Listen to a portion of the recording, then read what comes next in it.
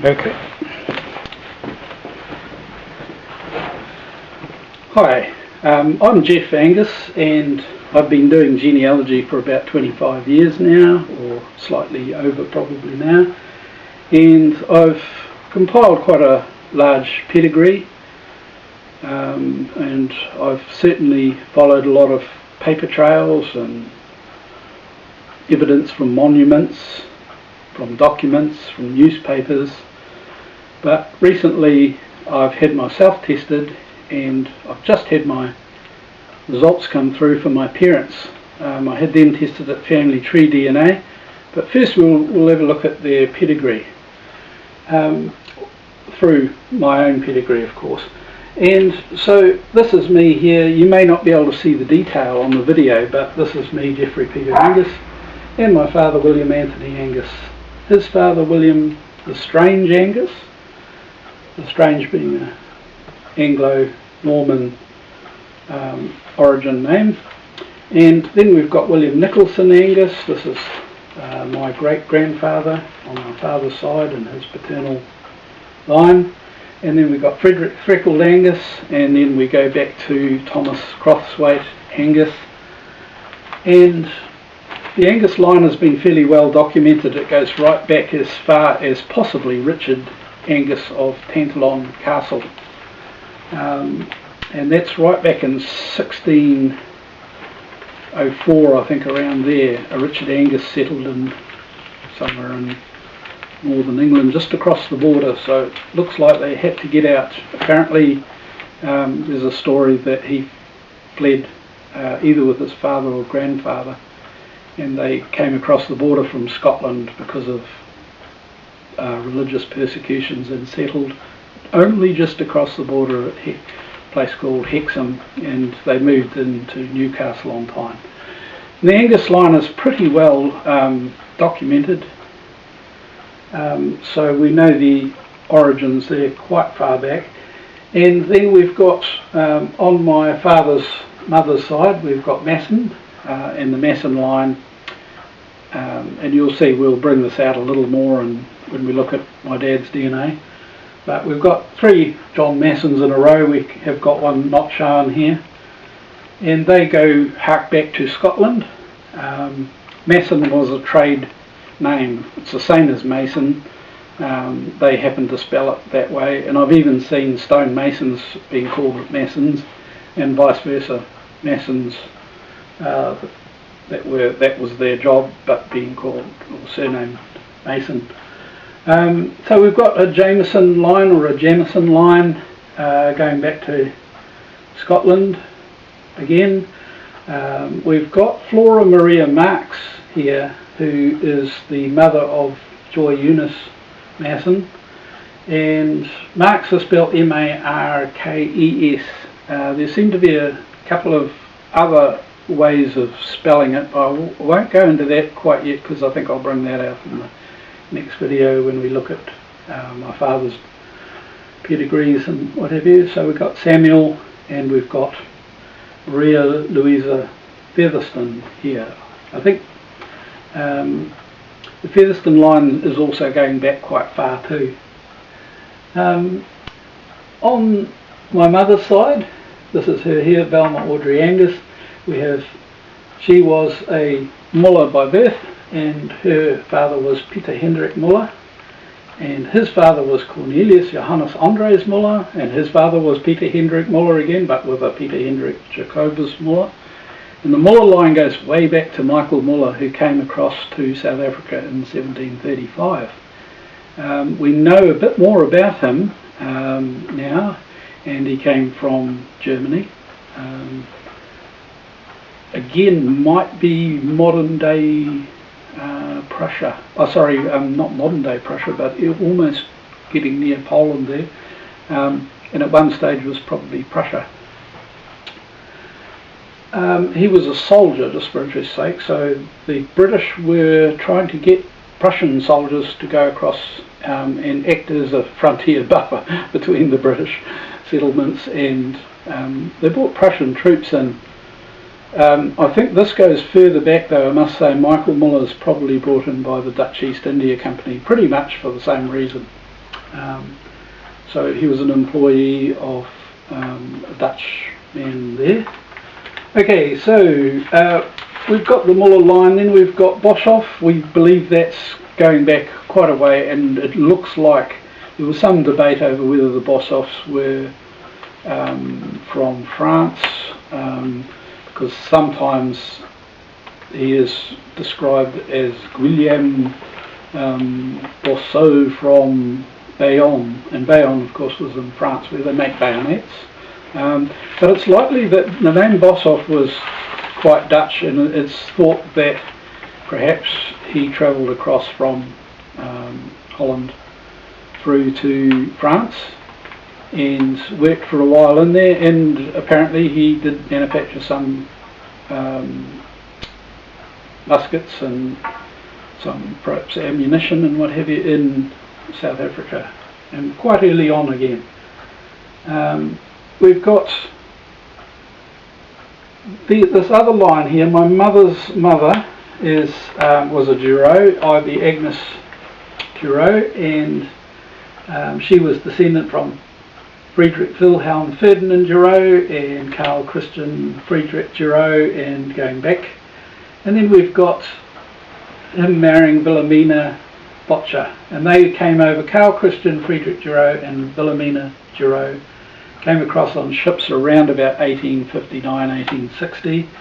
Again, probably part of the desire by the British to settle people from Prussia again, so that their marriageable daughters, they encouraged families with marriageable daughters or near marriageable age daughters, so that the Prussian troops that were already stationed there would have some wives, and they would create stable families likely to settle there rather than just go away again, and act as a buffer between the frontier and just make sure that they were militarily capable as well, because they had these Prussian troops there, but they had no families. They didn't want them to leave because that would create a power vacuum, etc. So we've got Girouds here, we've got that Giraud line that I've discussed, Botcher, we've got Muskie and Krull lines here, and we've got Alavine Louise Wilhelmina Giraud, who was a Muskie, and August, her father August Friedrich Muskie, and Wilhelmina Krull here. And again, all these four families here, the Girouds, the Boshoffs, Botchers, or the Boshoffs, sorry, not so much, because we think they were from Holland, but certainly the Girouds, the Botchers, Muskies and Krulls, they particularly, we think, came from those regions of Prussia, and some of them are even in modern day Poland. So the one I haven't mentioned is Nordea. We're a little bit, it is Nordea or Nordea? Nordea. Nordea. Okay, I always get that wrong. Nordea. We are not quite sure of, we just know that Katharina Maria Magdalena Nordea's father was a Sarel Nordea, and I can't quite trace him. It's likely that he was Sarel Francois, and there are a few of those, and I'm getting high DNA matches with Nordeas, and even with one whose ancestor is called Sarel Francois Nordea, but I can't quite tie him in with the dates for the birth of the daughter, and it just doesn't quite make sense, but I think they're a related family.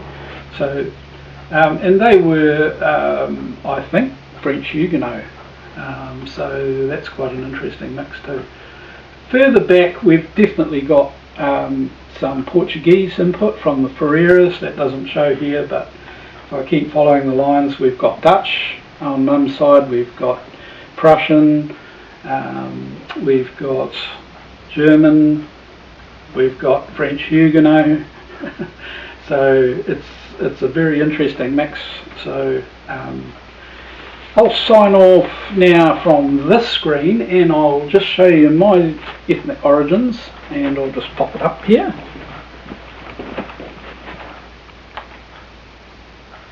Excuse being absent from the video.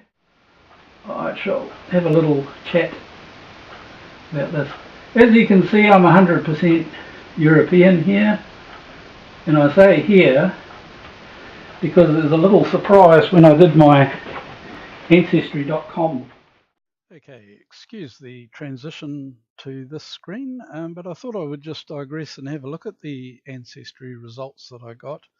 I'll just explain that my DNA test was done at Ancestry.com, and then what I did was I downloaded the raw DNA file and uploaded it to FamilyTreeDNA. FamilyTreeDNA, my apologies. And so therefore what I've got is an identical raw DNA file, but it's being looked at by two companies, one with Ancestry.com here, and we're about to have a look at FamilyTreeDNA. But I'm just going to have a look and see. Now I mentioned that there was a little bit of an unusual difference. We'll have a look at the European differences first. You can see that Great Britain is 47% here. We've got Europe East as being 20%, and that's this area here. And then we've got Ireland. Now the advantage of Ancestry DNA is that they've split up the British Isles into Ireland and England and Scotland, so we can get a bit of an idea of my Irish input, which is about 10% here.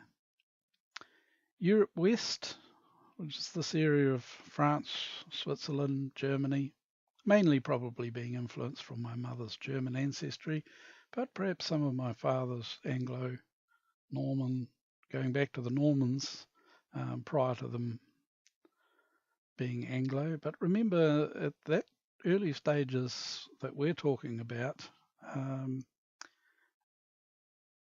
part of Normandy was actually, or Normandy was part of England. It was an English territory. So if we go back far enough, they're sort of included. So that's hence this wider English background for ethnicity.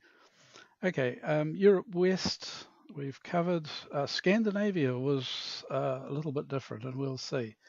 My Scandinavian input here, or the input in from Scandinavia, was about 8% according to AncestryDNA, but we'll see that that varies markedly from what FamilyTreeDNA came up with.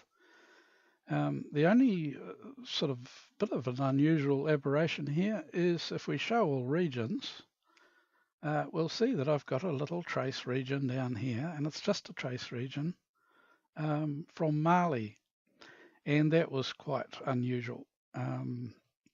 It is possible that on my mother's side, way back, there is some ancestor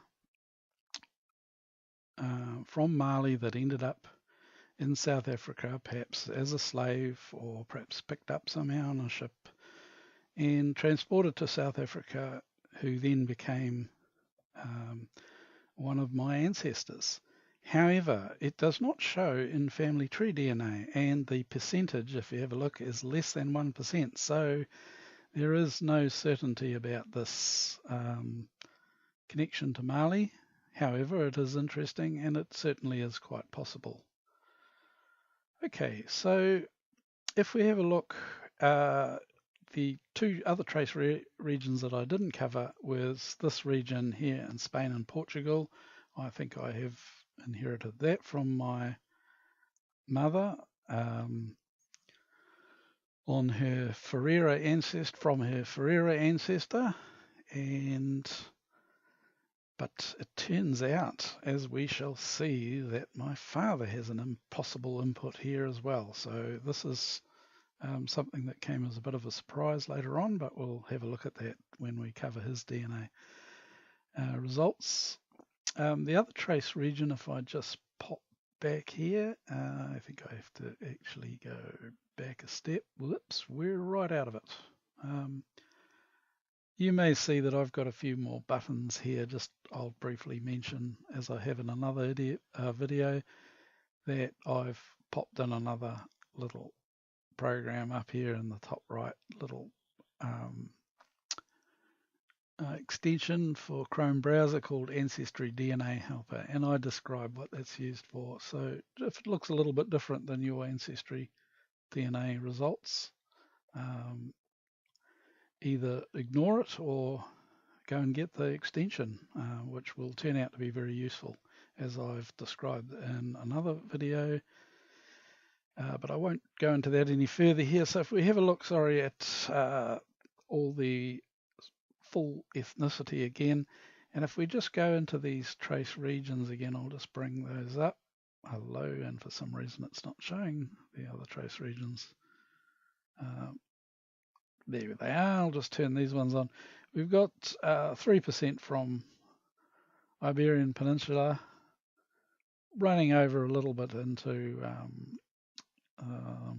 just northern Italy, just touching on there. But then we've got Italy and Greece here. So there are some trace regions there, 2% for that as well. Okay, so we'll see that this result is a bit different from FamilyTreeDNA. I'll switch back to that now. We were going to have a look at that. I'm doing this now on the screen so you can see a little bit more detail. And this is my ancestry as FamilyTreeDNA found it. You can see that I'm also scoring quite high in the Scandinavian input. It says here that I'm 100% European. There's no mention of Mali at all, so that's still a question mark. It may be a very trace region, and perhaps it's not showing up on FamilyTreeDNA's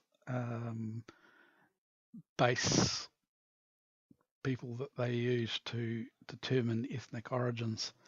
Okay, so we've got this 37% of Scandinavia. You can see that we've got British Isles, which doesn't separate out Scotland, Ireland, and England, and you'll see that it again touches on France here. So, and that could be a connection with our Norman ancestors. So that's a little rundown on the Scandinavian and British Isles, and then you can see this is probably inherited, you'll see later, from my mother from Eastern Europe. You will also see that there is a large area down here, and it's quite strong. It's 24%. The signature, if you like, from Southern Europe, which I thought was mainly from my mother's side, because we have Ferreira ancestors from Portugal. And I'll describe in another video for my father's DNA, how that came about, but it also came from my mother, and it turns out from my father's line. You will notice there are no other regions. I'm putting my mouse over this region for a reason, but I have not received any DNA segments or signature from this region around here. And you'll see that one of my parents does, which was a surprise to us all. Okay, so I think I can end this video. Certainly I'll just end this section. What I might do is I could take you on a little quick tour of my ancestry. Just, you saw it up on the other screen, but you wouldn't have been able to get any detail. What I'll do is, I'm using Geni here. This is a bit of a better picture. You can see all of my ancestors here, and you may even be able to read some of the names this time around. So I won't go into any more detail because I've covered those in general detail. You can see, I'll just mention here, I go back 13 generations further on the Angus line. I go 16, well, it's actually it's not 13 generations, there's 13 more people there. There are 16 more here, so these are 16 more ancestors. There are 28 on the Lestrange line. We know that back a long way, as I mentioned. And we've got a little bit of an aberration here. We have 2 Nicholson sisters who married one into the Angus line and one into the Lestrange line, and then a Lestrange married an Angus. So turns out that first cousins here did actually marry. In South Africa, sometimes you made do with who you knew. So a little unusual to have first cousins marrying, but endogenous marriages are not as unusual as people expect. Second cousins, third cousins marrying, fourth cousins marrying is not unusual at all. In rural communities, as I've mentioned elsewhere, in communities that are limited by sometimes by ethnic origin, sometimes by status, sometimes by religious designations, and it's surprising how many endogenous marriages you may find amongst your own ancestors, because people did not travel very far unless they were moving, so to speak. And they settled in fairly narrow or small geographic regions, which made them tend to intermarry amongst their own families and extended families especially. Okay, so just quickly running down here, can't go very much further back with the Jamisons. There we do go back a couple of generations, I think there. Marx's, back to William Marx, who's another generation back. I've mentioned this, Featherstone's a bit further. Muller's a long way back, and so on. I won't go through them all because I've mentioned them before, so this is just a better view. Okay, so what I'll do is I'll end it there just with perhaps this last screen, just to look at my FamilyTreeDNA results. Okay, now thanks very much for spending the time listening. I hope that it's been enlightening to you, and I'm going to do some further videos very shortly for both my father and for my mother's ancestry, as they've been tested with with FamilyTreeDNA, and we'll look at their results in another series of videos. Okay, bye.